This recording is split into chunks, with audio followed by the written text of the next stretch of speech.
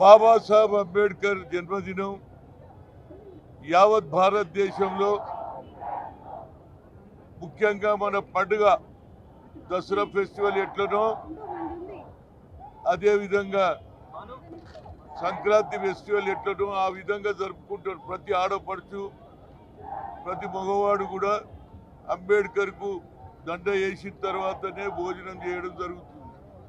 అంటే ఆయన ఆలోచన దేశానికి స్వాతంత్రం వచ్చినప్పుడు ఆ స్వాతంత్రం తర్వాత మన రాజ్యాంగం ఎవరు రాస్తారు అని ఆలోచన చేస్తే కడుపు కాలిన వాడు పేదరికంలోకి వెళ్ళి వచ్చిన వాడే ఈ రాజ్యాంగం రాయగలుగుతాడని ఆలోచన చేసి ఆనాడు మహాత్మా గాంధీ, పండిట్ జవహర్లాల్ నెహ్రూ, అదేవిధంగా సర్దార్ పటేల్, మౌలానా గారు ఆలోచన చేసి ఆయనను చైర్మన్ చేయడం జరిగింది.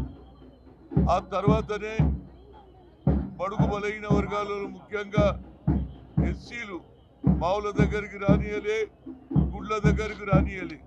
కానీ రాజ్యాంగం రాసిన తర్వాత వాళ్ళు గుళ్ళకి వెళ్తున్నారు, అదేవిధంగా నీళ్ళ దగ్గర కూడా వెళ్తున్నారు. అలాంటి ఆలోచనను కాంగ్రెస్ పార్టీ మొదటి నుంచి చేస్తుంది. బడుగు బలహీన ఇవాళ తెలంగాణ రావడానికి కారణం కూడా ఆయననే.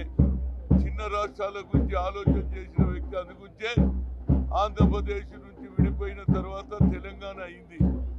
దీనికి గతంలో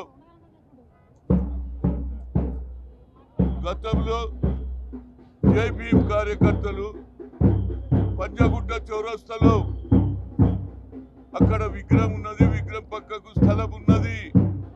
ఆ స్థలం పక్కకు జై భీమ్ కార్యకర్తలు 2019లో రాత్రి 12 నుంచి 13 వరకు పెట్టుకుంటే 13 పొద్దున టిఆర్ఎస్ ప్రభుత్వం దాన్ని కూలగొట్టి ముక్కలు చేసి డస్ట్బిన్లో పడేసిండ్రు. అప్పుడు 14 నాడు నాకు తెలిసి ఆ ప్రాంతానికి పోయి పోలీసు ఉన్నది, భయపడుతున్నారు. ఏమి లేదు, పోలీసు లేదు, ఎవరు లేదు అన్నను. టెంట్ వేయించిన